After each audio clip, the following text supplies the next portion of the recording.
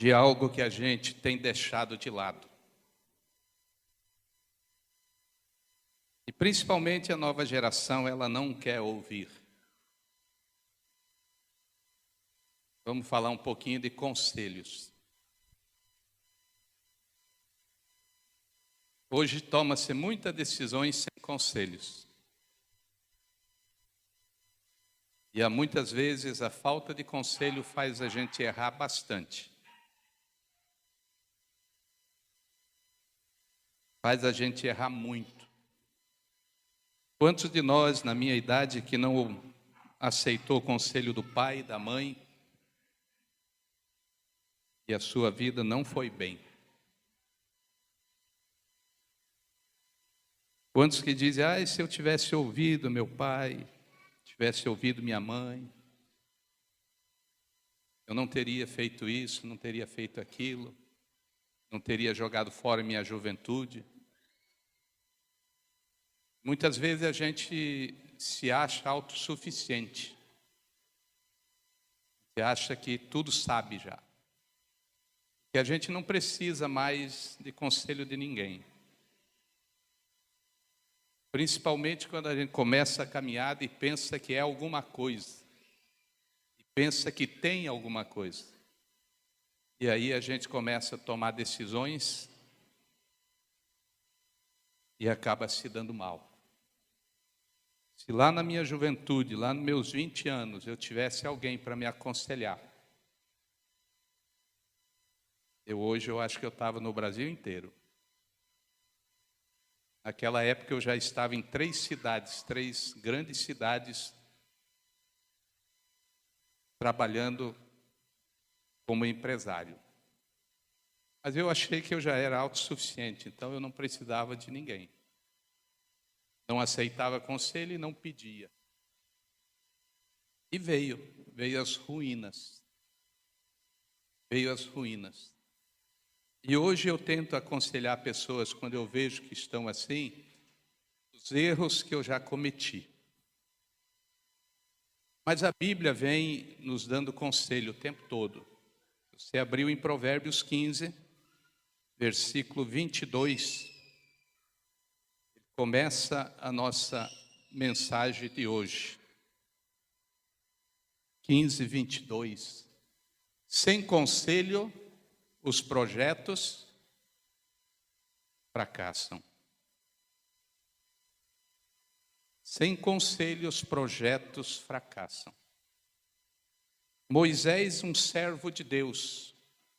Moisés, um dos maiores líderes da Bíblia. Moisés, quando ele morre, o Senhor chega e diz: meu servo Moisés morreu. O próprio Deus vem e fala isso, e aí chama Josué. Mas na caminhada de Moisés, vem o seu sogro Jetro, e diz: Moisés, o que você está fazendo? O que naquele momento Moisés tinha feito? Tinha mandado sua esposa e seus filhos para a casa do sogro. Porque a obra estava tomando todo o tempo dele. E Jetro, que não era um cristão, que não era um crente, ele vem até Moisés e diz: Moisés, o que tu estás fazendo? Vai morrer você e todo esse povo. E Moisés talvez tenta se explicar, tenta dizer: mas esse povo depende de mim. E Jetro vai dizer para ele: olha para esse povo, olha dentro deles, tem muitos líderes, tem muita gente para te ajudar. Levanta líderes capacitados. Aquele que consegue cuidar de 10, dá 10 para ele. Aquele que consegue de 50, dá 50. E ele vai dizendo: você tem líderes para tantos números. E aí nem você vai morrer, nem esse povo. E ele diz mais, ele diz: e aí você só fica com as causas que eles não podem resolver.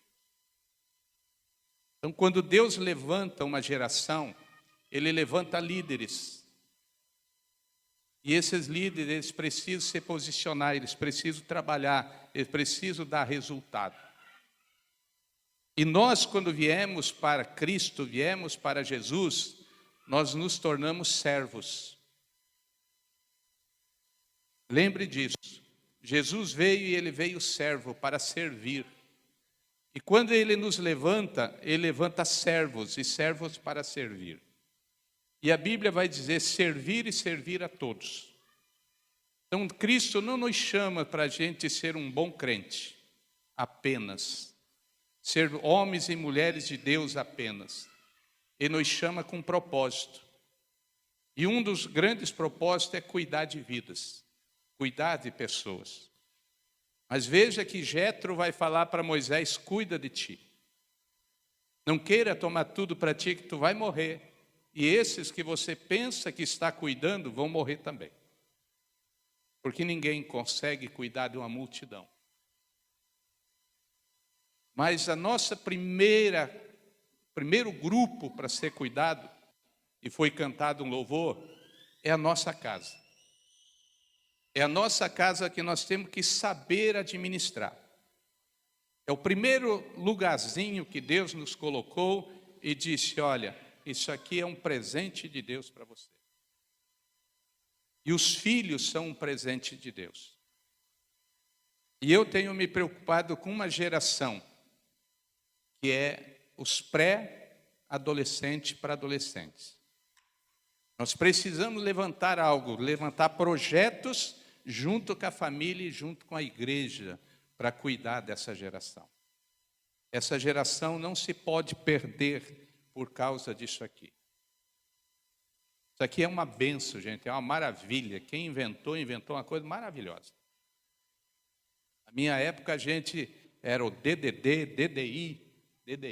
Você ligava para uma cabine, a cabine marcava horário, ia chamar a pessoa lá para vir na cabine, para daí atender o telefone e tudo. Hoje não é necessário, hoje todo mundo tem um telefone.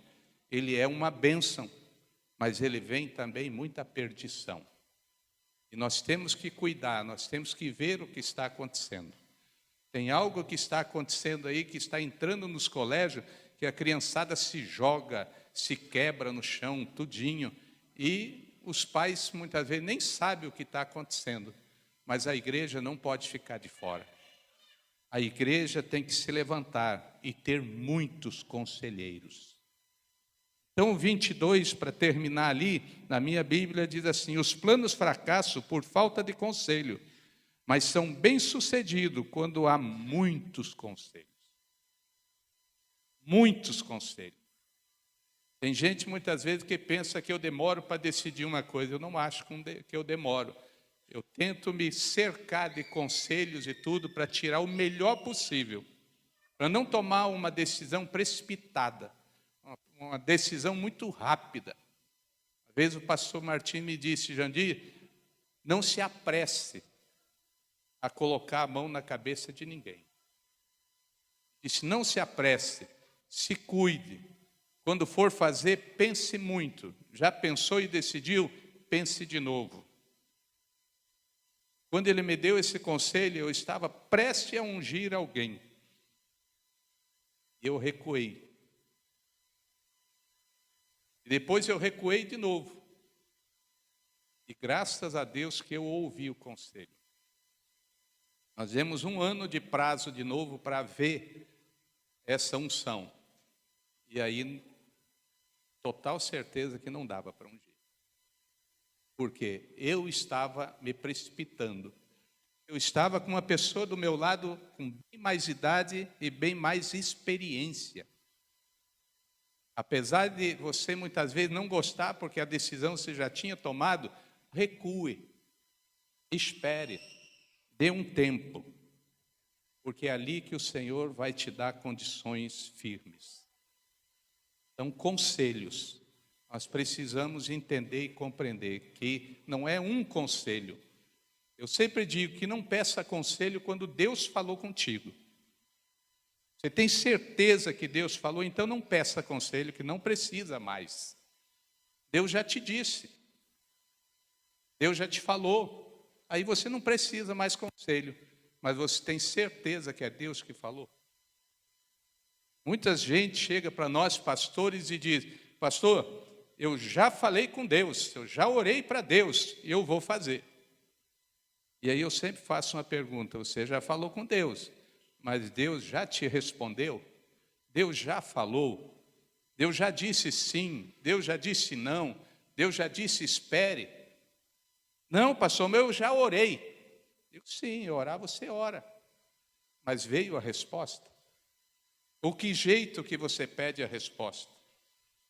Então nós temos que ter graça e sabedoria de saber quando Deus realmente está falando conosco. Amém? Deuteronômio 31, 6.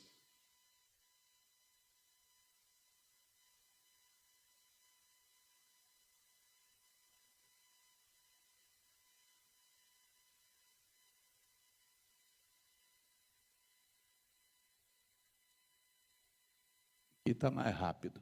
O que diz aí essas duas primeiras palavras aí? Meu Deus, de novo essas duas, por que será? Por que será que Deus está nos dando de novo essas duas palavras? Seja forte e corajosos. Não tenham medo, nem fiquem apavorados diante deles, porque o Senhor, seu Deus, é quem vai com vocês. Ele não os deixará, nem os abandonará. Vem de novo a palavra para nós: seja forte, seja corajoso, sabendo que é Deus que está, então não tenha medo. É Deus dando essa palavra para Josué, é Deus dizendo para Josué: seja forte, seja corajoso. Ele está dando um conselho, está dizendo: seja forte, seja corajoso. Por quê? Porque virá lutas, guerras, dará decisões, e aí o Senhor diz: seja forte, porque nunca foi e nunca será fácil tomar decisões, porque as decisões que nós tomamos vai afetar, e muita gente, não são pouca gente. Então nós precisamos entender e compreender que Deus está falando: seja forte e corajoso, mas receba conselhos. Deus fala, Deus nos alerta. Muitas vezes nós somos servos de Deus que nem Moisés, servos obedientes, servos que entregam sua vida para Deus, mas estamos fazendo coisas que não está agradando o Senhor. Estamos querendo levar tudo nos nossos ombros. E Jetro vai dizer para ele: tu está fazendo a obra de Deus errada. Tu estás fazendo a obra de Deus, mas está fazendo errado. Tem muita gente que está aí parada, querendo dizer: eis-me aqui. E talvez não tenha dito: envia-me a mim. Tem muita gente que diz: conte comigo, mas não diz: estou aqui. Quando Deus fala com Isaías, Isaías vai dizer: e quem enviarei? Ele diz: eis-me aqui, envia-me a mim. Envia-me a mim. Talvez você já disse esse versículo a Deus: eis-me aqui, envia-me a mim. E muitas vezes a gente está dando soco em ponta de faca, como diz o ditado popular. Por quê? Porque já disse um dia e esqueceu. E tudo que vai fazer não dá certo. Até inicia-se bem, mas não prossegue. Porque um dia você disse para Deus: eis-me aqui, envia-me a mim. Chega a hora que Deus está dizendo: eu posso enviar? O que eu posso fazer? Eu estou aqui querendo que você faça o que você disse. Envia-me a mim. Mas nós, como seres humanos, a gente tem uma desculpa tranquila, que diz assim: ninguém me chama. Ninguém olha para mim. Ninguém me vê. Eu estou aqui, eu estou querendo cantar, estou querendo ser diácono, estou querendo pelo menos passar a vassoura, passar um pano, mas ninguém me chama. Mas nós fazemos parte de um exército de Deus. Se não me engano, o soldado chega e bate continência e diz: estou aqui. Talvez você esteja aí dizendo: olha, ninguém me vê, ninguém me chama. E o Senhor está dizendo: apresente-se às autoridades. Apresente-se. Apresente-se. Como Jetro disse nessa manhã, eu digo para ti: tem líderes aqui de 10. Tem líder de 50. Tem líder de um estacionamento. Você sabia que precisa um líder para o estacionamento? Sabia que nós estamos aqui com um portão aberto? E um portão aberto entra tudo. Então a gente precisa de líderes, precisa de pessoas dispostas. Amém? Vamos lá para 2 Timóteo. Paulo dando um recado para Timóteo. Grande Paulo, grande homem de Deus.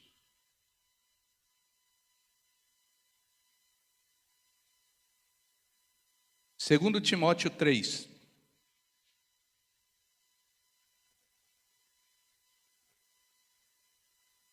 Ele diz para Timóteo, seu discípulo, seu servo: saiba disto, nos últimos dias sobrevirão tempos terríveis. Os homens serão egoístas, avarentos, presunçosos, arrogantes, blasfêmios, desobedientes aos pais, ingratos, ímpios, sem amor pela família, irreconciliáveis, caluniadores, sem domínio próprio, cruéis, inimigos do bem, traidores, precipitados, soberbos, mais amantes dos prazeres do que amigos de Deus, tendo aparência de piedade, mas negando o seu poder. Afaste-se desses também. Conselho do mais velho para o mais novo, de um pastor mais velho e de um pastor mais novo. Conselho que o pastor Martins deu em cima desse altar: Jandir, aceite ser exortado, aceite ser corrigido. E pode ter certeza que isso aí eu sempre aceito. E Paulo está dizendo aqui para Timóteo: se cuida, é os últimos tempos, e nós estamos vivendo isso. Olha o versículo 10. Mas você tem seguido de perto o meu ensino, a minha conduta, o meu propósito, a minha fé, a minha paciência, o meu amor, a minha perseverança. Olha quantas coisas ele diz que ele tem feito, e ele vai dizer para ficar: mas você tem seguido de perto, quer dizer, pegou um ensino e tem feito o que o ensino manda. Vamos pegar a palavra e vamos viver a palavra, vamos colocá-la em prática. E diz: a minha conduta é muito importante isso, o meu propósito, a minha fé, a minha paciência, esperar, é uma qualidade muito grande. Saber esperar o tempo certo, mas não pode passar do tempo. É que nem uma clara de ovo batida em neve, ela não pode passar do ponto, nem menos nem mais, ela tem que ser no ponto. Então tem algo que a gente tem que saber a hora certa, e não pode errar. Na hora certa você tem que fazer o que tem que fazer. O meu amor e a minha perseverança. 11. As perseguições e os sofrimentos que enfrentei, coisas que me aconteceram em Antioquia, Icônio, Listra, quanta perseguição suportei, mas de todas essas coisas, o Senhor nos livra. O Senhor nos livra. Mas tenha paciência, tenha perseverança, tenha amor, e tudo que vier, o Senhor nos dará vitória. O Senhor capacita, o Senhor é aquele que entrega a vitória para nós. E o último versículo 12, ele diz: de fato, todos que desejam viver piedosamente em Cristo Jesus serão perseguidos. Quantos serão perseguidos? Todos que querem viver Cristo. E muitas vezes nós somos um povo que não queremos. A gente quer viver Cristo sem ser perseguido. Não existe. Não existe um cristão que viva a palavra que não é perseguido. Desde a sua casa, desde o seu trabalho, em todos os lugares. Mas persevere, porque é aí que vem a vitória. É aí que vem. nós temos que começar a entender e pedir conselhos. Mesmo que você esteja certo, se aconselhe de novo. Mesmo que você tenha condições daquela decisão tua, peça conselho. Peça conselho e volte atrás sempre que preciso for. Porque voltar atrás não é retroceder, é voltar para tomar a decisão certa. Que a gente se acorde para esse tempo, para esse mundo, e a gente saiba viver uma vida onde a gente depende de conselhos. Não se ache suficiente ou suficiente demais, se ache sempre menos, que é isso que o Senhor diz: quer ser grande, seja o menor de todos. Ser o menor de todos não é ser o menor, é ser o maior. Mas se posicionar, quando se entende isso, você já entende que você é grande. Mas se posicione sempre como o menor. E o próprio Jesus, ele diz: o menor é o maior. Porque quando nós entendemos que já sabemos as coisas, a gente não precisa dizer que sabe. É natural. E para fechar, vamos lá para Apocalipse.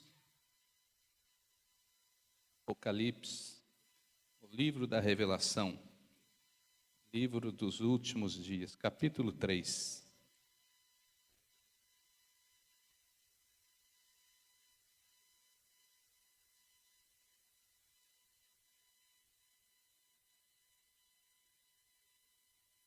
Três 18.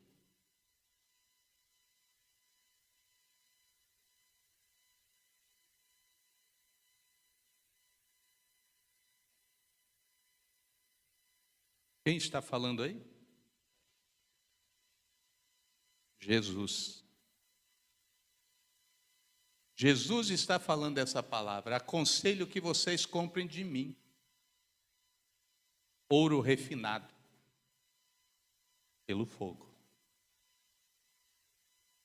Quanto mais fogo, o ouro, mais valor ele tem. Quanto mais a gente consegue vencer, perseverar na palavra, mais forte a gente fica. Quantos mais problemas vêm, não vem nenhum para nos destruir, vem para a gente crescer. As dificuldades em Cristo, ela nunca vem para destruir ninguém, ela vem para fazer a gente crescer. É tempo de a gente entender e crescer de verdade. Vem lutas, vem guerras, peça o fogo do Espírito Santo. Peça a Ele que te capacite cada vez mais. Porque Ele diz que não nos dá um fardo maior do que as nossas forças. Não nos permite algo que seja para nos destruir, nunca. Ele nos permite para que a gente seja mais valoroso. As lutas vêm, os problemas vêm, persevere até o fim. A Bíblia diz que melhor é o fim. Então, se o melhor é o fim, eu tenho que perseverar, porque se está bom, imagine o fim. Imagine, se você está prosperando, imagine o que Deus tem de prosperidade para a tua vida. Mas não pare de fazer o que prospera. Não pare de fazer o que te dá resultado final. O problema é que a gente começa animado, começa com a força toda, e dali a pouco começa a engrenagem a apertar, e a gente começa a recuar e dizer: será que é Deus? Lembra da mensagem da cana de açúcar? Da garapa? Do suquinho? Quando que o suco fica bom? Quando ele começa a dobrar a cana. Quando o Senhor começa a nos dobrar, nos quebrar, e Ele diz lá: fazer o vaso de novo, quebrar e fazer novamente, os vasos somos nós. Permita o Senhor te pegar e dar uma quebrada, dar uma moída e fazer de novo. Teve uma rede de casais lá na outra igreja, eu acho que o Marcos lembra, era ele já o líder lá. Eu fui falar alguma coisa e eu fui falar da transformação. Eu levei algumas fotos minhas e da Elaine. Lembra? Gente, não teve um, aliás, teve só um que não riu, que fui eu.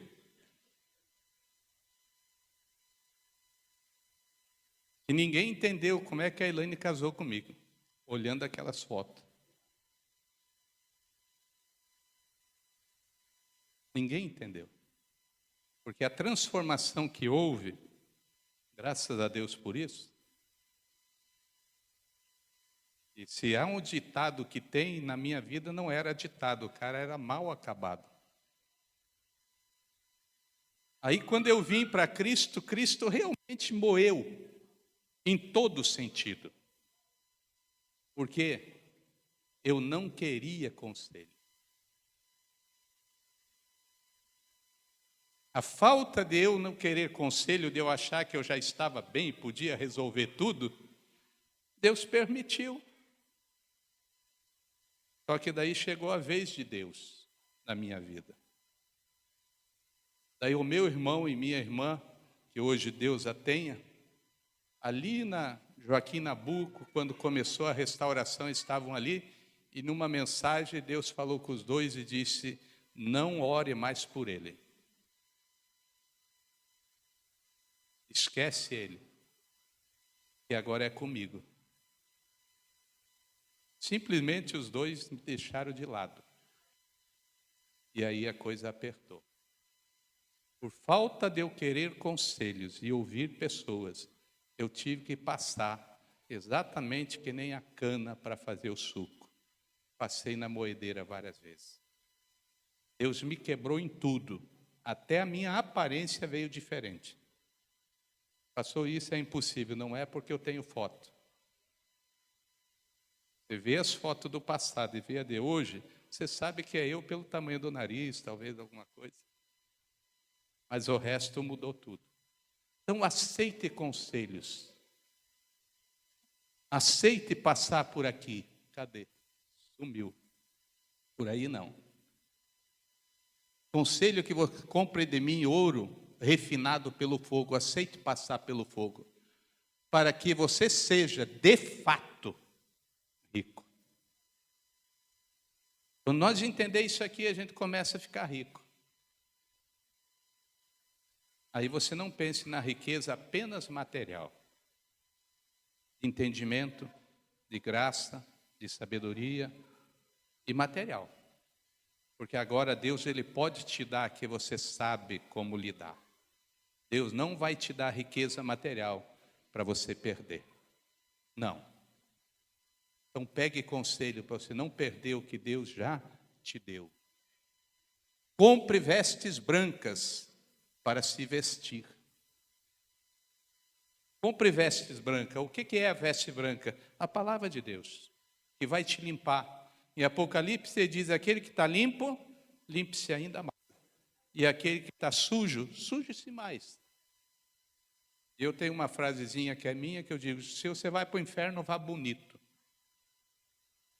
Não vá meia boca não, que o diabo quer levar a gente que está bonito com ele, está fazendo muita coisa. Mas se você vai para o céu, vá bonito, vá limpo, vá direito. Vá para o Senhor dizer: você merece galardões.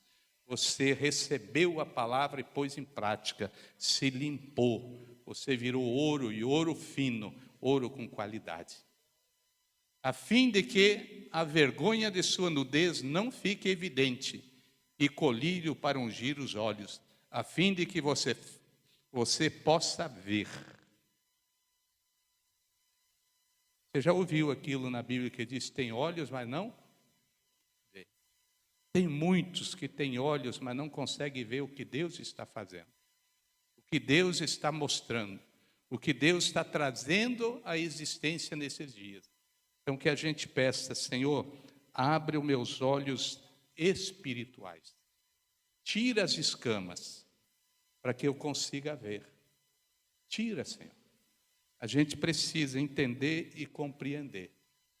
E a nossa preocupação hoje é com essa geração que não aceita conselho. Não aceita. Ele pega conselho. Se você falar qualquer coisa, ele já tem a resposta aqui. Aqui dentro tem tudo. Eu tenho lá em casa uma fortuna guardada que hoje não serve mais para nada. Mas eu investi, eu sofri para pagar, para ter para minhas filhas. Mas quando chegou a época dela, já tinha o celular. E é a Barça. Quem investiu em uma Barça sabe quanto era cara. E ainda tinha o livro que atualizava a Barça todo ano. Caríssimo. Virou CD. E hoje a Barça está parada. Porque está tudo aqui. Está tudo aqui. E os conselhos que a nossa geração pega, está aqui. Ó. Então vamos trazer para os conselhos nosso, aconselhar. Para que haja alguns homens que nem Oscar Niemeyer. Quem já ouviu pelo menos falar esse nome? Quem sabe o que foi esse homem? Se não o maior, mas um dos maiores arquitetos do nosso Brasil. E ele construiu uma cidade, junto com Juscelino Kubitschek, presidente do Brasil. Uma cidade que era para ser construída em 50 anos. Fizeram em 5. 5 anos levantaram uma capital do Brasil chamada Brasília. Cidade elaborada para não ter um sinaleiro, para não ter sinal de trânsito. O trânsito lá flui, porque é tudo bola. Você está na principal, você quer passar para outra rua, você passa por baixo da terra e vai embora. Hoje no centro tem alguns sinais, mas antes nem isso tinha. Mas sabe o que ele disse depois de tudo? Ele disse, eu me arrependo. Eu me arrependo. Porque eu fiz com um propósito e não está sendo usado para isso. Mas uma das coisas que me chama muita atenção na vida de Oscar Niemeyer, porque ele era um ateu. Um ateu. Mas toda a obra dele, ele construía uma capela. Toda. Sempre tinha uma capela. E alguém um dia perguntou para ele, você é ateu? E toda obra que você faz tem uma capela. Ele disse sim, porque eu não faço para mim. A capela não é para mim. Mas eu faço obras para os outros. É interessante. Um ateu dizendo, eu sou ateu, mas quem vai usar isso aqui não é. Então, conselhos. Pode não gostar. Mas não é para você, muitas vezes. É para o outro. E não é para você dar, é para receber. Então, conselhos, não deixe de pegar. Eu já errei muito, você talvez também, por se achar que dava para fazer sem se aconselhar. E a Bíblia nos ensina, do início ao fim, sozinho, não.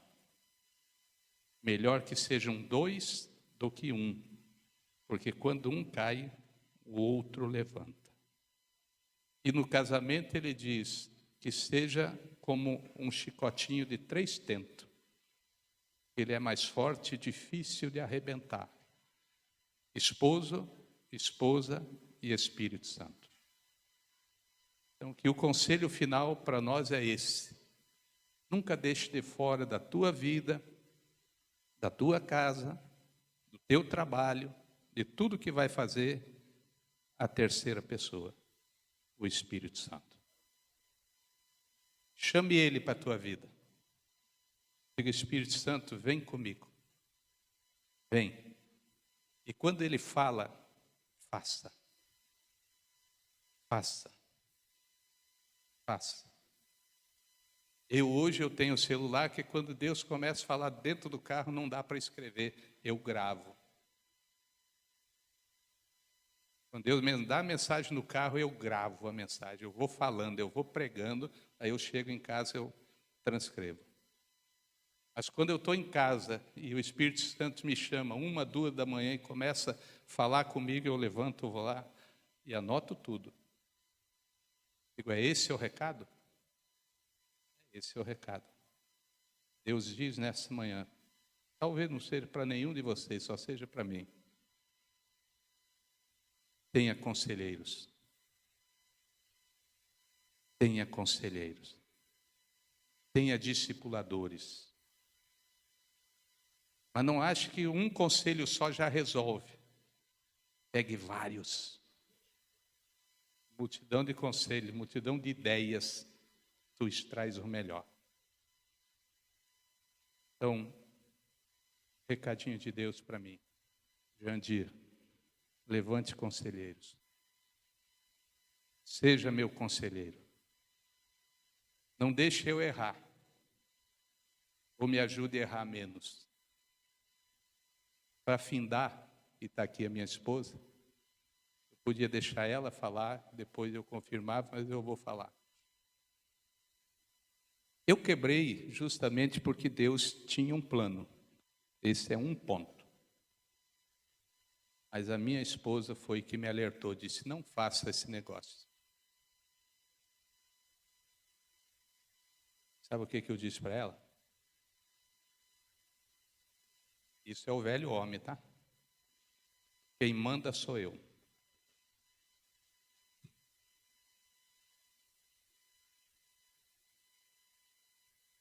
Pena que ela sofreu junto. Sabe o que custou para ela? Cortar só esse osso do peito. Ela teve que passar por uma cirurgia do coração. Diz, mas pastor, é. Porque quando a gente quebrou e não tinha mais nada, e eu ainda era arrogante, eu sem nada ainda achava que eu era alguma coisa, ele pegou aquilo que eu mais amava, e amo até hoje, que é ela. E aí nós fomos para o médico naquela época do INSS, quis cobrar, eu nem lembro o nome que dava naquela época, mas cobrava um valor para fazer a operação. Ele disse, olha, se a tua mulher não for operada, ela vai morrer. Aí eu disse, doutor, o senhor tem um cartãozinho seu? Ele tem. Aí ele olhou para mim e disse, para que você quer? Digo, para lhe processar. Digo, porque ela vai morrer. O senhor está dizendo que precisa pagar um X para o senhor operar. E eu estou pelo INSS, você acha que eu estou pelo INSS por quê? Porque eu não tenho dinheiro para operar. Aí ele disse, se ela piorar, você me liga. Eu digo, se ela piorar, tu está dizendo que ela vai morrer, não vai piorar. Digo, mas eu vou ficar rico, doutor. Foi com essas palavras que eu falei para ele, junto com ela. Disse, eu vou ficar rico, que ela vai morrer. Eu vou lhe processar. Aí ela piorou, os pés não circulava mais sangue, na mão também não. Eu liguei para ele e disse, traz ela agora. Ele lembrou que eu falei para ele que se ela morresse, ela entrou na sala de cirurgia, 8 da manhã. 2 da tarde, eu estava com um pacotinho de fruta para dar para ela. 2 da tarde. Lógico que ela não podia comer e eu também nem sabia disso. Mas pode perguntar para ela, ela não sentiu nada. Nada. Sabe quem sentiu? Eu. Porque Deus operou a carne dela. E em minha arrogância. Em mim que foi a operação. Nela só foi o corte. Agora, uma pessoa operada do coração, esse movimento aqui, ó, ou esse, só faz 6 meses depois. Quem cuidou dela 6 meses? Eu. Imagine o que você quiser, ela só podia fazer isso aqui. Ó. Só. Por que isso? Nunca quis conselho. Nunca quis ouvir ninguém.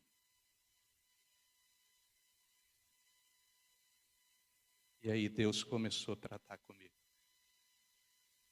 Começou a trabalhar a minha vida. E vocês conheceram um Jandir, humilde de novo, que passou pelo fogo. Passou por 3,18. Aconselho que você compre de mim ouro refinado pelo fogo. Eu passei pelo fogo.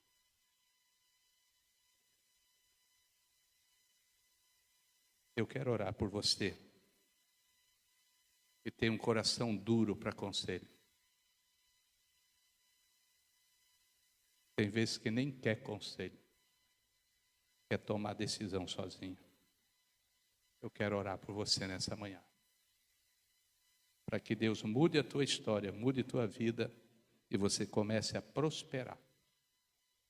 Você que precisa, sai do teu lugar.